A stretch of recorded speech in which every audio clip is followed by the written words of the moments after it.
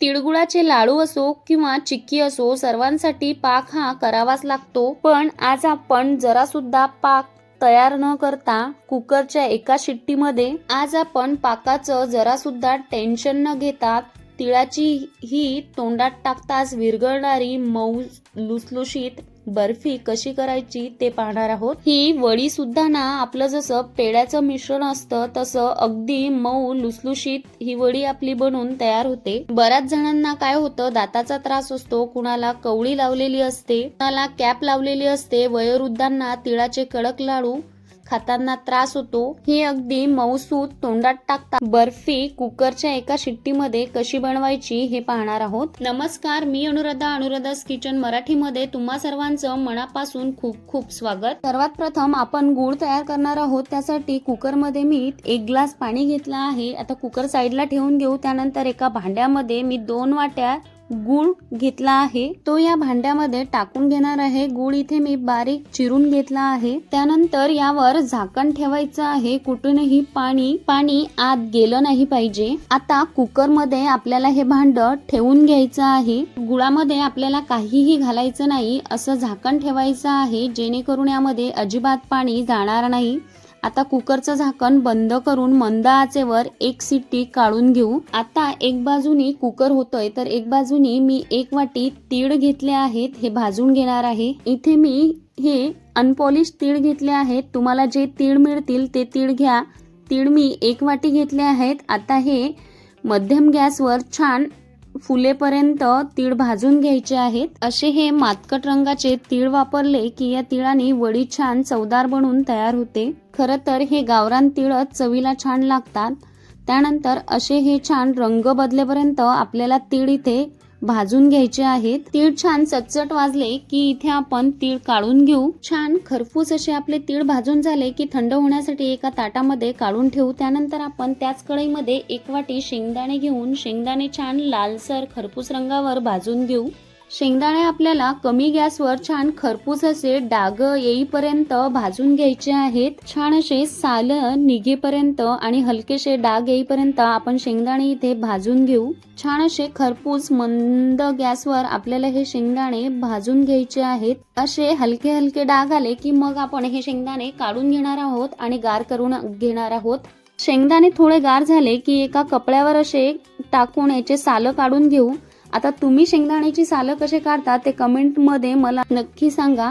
असे या पद्धतीने लगेच शेंगदाण्याची सालं निघतात. कापडामध्ये असे शेंगदाणे घ्यायचे आणि हाताने ते लगेच असे चुरून घ्यायचे किंवा मग 1-2 फटके द्यायचे. लगेच आपल्या शेंगदाण्याचे सगळे सालं निघले जातात. शेंगदाण्याची सालं काढून झालेत आणि तीळ सुद्धा गार झाले आहेत. आता हे मिक्सरला छान आपण वाटून घेणार आहोत. आता मिक्सरच्या भांड्यामध्ये हे शेंगदाणे घेऊन आपल्याला हे छान बारीक करून घ्यायचे आहेत. इथे आपले शेंगदाणे बारीक झाले आहेत. आता हे एका भांड्यामध्ये काढून घेऊ. नंतर त्याच भांड्यामध्ये हे तीळ सुद्धा घालून घेऊ. आता तीळ घालताना मी थोडेसे तीळ इथे साईडला ठेवले आहेत आणि बाकी सर्व तीळ मी मिक्सरला छान बारीक करून घेतले आहेत. ते सुद्धा या भांड्यामध्ये घालून घेऊ. यानंतर यामध्ये पाव चमचा वेलची पूड घालून हे छान मिक्स करून घेऊ. प्लस मोडवर हे चालू बंद करून आपल्याला छान असं हे फिरून घ्यायचं आहे. आता आपला कुकर इथे घेऊयात. कुकर थंड झाला आहे. लहान आचेवर आपण 1 शिट्टी घेतली होती म्हणून गूळ छान इथे आपला मेल्ट झाला आहे.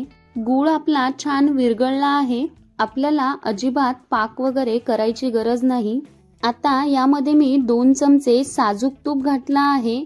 आता हे व्यवस्थित एक वेळ छान असं मिक्स करून घेऊ.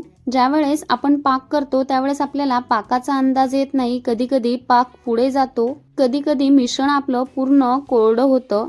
पण या पद्धतीने गूळ आपण वितळून घेतला. वाफेवर ज्यावेळेस गूळ विरघळतो त्यावेळेस तो जास्त पुढे जात नाही, तो छान शिजला जातो. आणि जर या पद्धतीने वडी केली तर अगदी तोंडात टाकताच विरघळणारी पेड्यासारखी मऊसूद आपली वडी बनून तयार होते. आता हे आपल्याला छान असं मिक्स करून घ्यायचं आहे. सर्व जिन्नस आधी घातले आहेत आणि थोडंसं तूप घातल्यामुळे आपली ही बर्फी चवीला छान बनून तयार होते. आता हे यामध्ये मिक्स करताना भांडं छोटं पडत होतं, म्हणून मोठ्या भांड्यामध्ये मी हे काढून घेतलं आणि छान असं मिक्स करून घेतलं. या मिश्रणाचे हाताला अजिबात चटके बसत नाहीत, हाताला सहन होईल इतपतच हे मिश्रण गरम आहे. आता इथे मी एक ताट घेतलं आहे आणि त्याला छान असं तूप लावून घेतलं आहे आणि त्यावर हे मिश्रण असं घालून पसरून घेणार आहे. बघा, आपलं अजिबात जरा सुद्धा हे मिश्रण कुठेही वाया गेलेलं नाही आहे आणि भांड्याला सुद्धा खूप असं काही चिकटलेलं नाहीये. आता या ताटामध्ये आपण ही बर्फी सेट करून घेऊ. मी हातानेच ही वडी अशी थापून घेणार आहे. आपल्याला वडी थापताना खूप जास्त जाड अशी ठेवायची नाही, कारण पातळ वड्या खाताना छान लागतात. आता यावर काही असे तीळ घालून घेणार आहोत, जे आपण आधी सुरुवातीला वाटीमध्ये ठेवले होते. त्यानंतर आवडीप्रमाणे थोडेसे असे ड्रायफ्रुट्स घालून घेणार आहोत आणि हे थोडे असे प्रेस करून घेणार आहोत. हे असे ड्रायफ्रुट्स आणि तीळ यावर घालून घेतले की ते दिसायला खूप छान दिसतात. बघा, मस्त अशा आपल्या इथे वड्या बनून तयार झालेल्या आहेत. अगदी झटकेपट आपल्या ह्या वड्या बनवून तयार होतात. तुम्ही हा गूळ जरा वेळ आधी विरघळून ठेवलात तरी काही एक होत नाही. फक्त लहान आचेवर एक शिट्टी घ्यायची आहे. एका शिट्टीमध्ये गूळ छान व्यवस्थित विरघळतो. आता हे थोडं थंड करून घेऊयात. ही वडी करताना आपल्याला केशरी रंगाचा गूळ घ्यायचा आहे. पांढऱ्या रंगाचा किंवा ज्याला अजिबात चिकटपणा नाही तो गूळ घ्यायचा नाही. ज्याला थोडासा चिकटपणा आहे असाच गूळ आपल्याला इथे घ्यायचा आहे. अगदी साखरेसारखा पांढरा जो गूळ असतो तो अजिबात घ्यायचा नाही. बघा, इथे मी आपल्या वड्या सुद्धा छान कट करून घेतल्या आहेत. हलकसं गरम असतानाच आपल्याला ह्या वड्या कट करून घ्यायच्या आहेत, म्हणजे सगळ्या बाजूनी आपल्याला व्यवस्थित अशा वड्या कट करता येतात. बघा, अजिबात मिश्रण चिकटलं नाही किंवा वडी तुटली नाही. छान अशा आपल्या वड्या इथे बनवून तयार झाल्या आहेत. ह्या वड्या बनवायला अतिशय सोप्या आहेत. ही वडी सुद्धा बघा, अगदी तोंडात टाकताच विरघळणारी, जशी आपण बाजारातून विकत बर्फी आणतो त्या पद्धतीने बनवून तयार झाली आहे. तुम्हाला आजची ही पद्धत कशी वाटली हे कमेंट करून मला नक्की कळवा. चॅनलवर नवीन असाल तर सबस्क्राईब करा. व्हिडिओ आवडला असेल तर तुमच्या मित्रपरिवारासह शेअर करा. पुन्हा भेटू अशाच नवीन रेसिपीसह. तोपर्यंत धन्यवाद.